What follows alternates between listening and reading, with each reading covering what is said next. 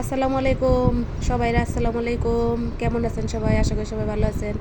আজকে আমি কি রান্না করতেছি সেগুলা আমি রান্না দেখাবো না, কিন্তু কি দিয়ে রান্না করব সেগুলো আমি উপকরণগুলো দেখাবো।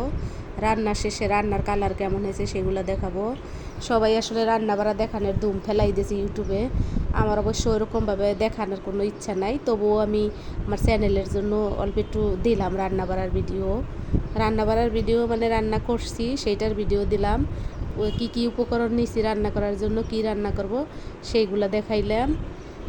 পাশাপাশি আপনাদের সাথে আমি একটু গল্প করব। অনেকেই আমাকে কমেন্টস করছে যে আপু অনেক ভালো হয়েছে, আপু অনেক ভালো, আপু এগিয়ে যান, পাশে আছি। তাদের উদ্দেশ্যে আমি বলবো আপনারাও এগিয়ে যান, আপনাদের পাশে আমি আছি। আমি আপনাদের সবার ভিডিও দেখি, আপনারা কমেন্টস না করলেও আমি আপনাদের অনেকের ভিডিও দেখি, কারণ আমি ইউটিউববাসীকে ভালোবেসে ইউটিউবে এসেছি। সবাইরে থ্যাংক ইউ আমাকে কমেন্টস করার জন্য। সবাই ভালো থাকবেন। আর আমি আজকে ঢাকায় এসেই রান্নাবাড়া শুরু করে দিয়েছি। আমি আজকে ঢাকায় এসেছি, এসেই আমি ঢাকার রান্নাবাড়া শুরু করে দিয়েছি।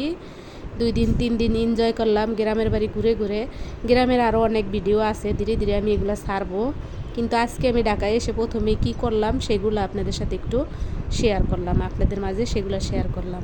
ভালো লাগলে লাইক করবেন, শেয়ার করবেন, কমেন্টস করবেন, সাবস্ক্রাইব করবেন, পাশে থাকা বেল আইকনটি বাজিয়ে দেবেন। আমার পাশে থাকবেন, আমাকে ভালোবাসবেন, আমিও আপনাদেরকে ভালোবাসি। দেখেন আমার আমি রোস্ট পাকাইছি, রোস্টের কালারটা কেমন হয়েছে। রোস্টটা আমার কাছে খেতে খুব মজা হয়েছিল। বাসার সবাই খেয়ে খুব বলছিল ভালোই হয়েছে, একদম রেস্টুরেন্ট স্টাইল। পোলাওটাও খুব জর্জরা হয়েছিল, পোলাওটাও একদম রেস্টুরেন্ট স্টাইলে রান্নাবাড়া করছিলাম। রান্নার উপকরণগুলো দেখাইছি, রান্নার কালারগুলো দেখাইছি। রান্না কেমন হয়েছে আপনারা একটু দেখে রিভিউ দিয়েন। আপনাদের তো খাওয়াইতে পারবো না, যদি কোনো একদিন সমর্থন হয় সেদিন আমি আপনাদেরকে দাওয়াত দেবো অবশ্যই খাওয়ানোর জন্য। সত্যি সত্যি খাওয়ার দাওয়াত দেবো আপনাদেরকে। দেখতে থাকুন আমার পরবর্তী যে ভিডিওগুলা, আমি আরও অনেক ভিডিও ছাড়বো, সেগুলোও দেখতে থাকেন, অপেক্ষায় থাকেন আমার সেই সব ভিডিওগুলো কবে ছাড়বো। যারা আমারে ভালোবাসবেন তারা তো অবশ্যই অপেক্ষা করবেন, যারা ভালোবাসবেন না তারা তো যত সব বলবেন, অনেক কিছু বলবেন।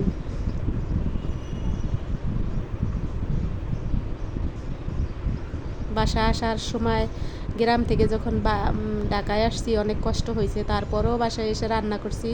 নিজের বাসা মানে শান্তি।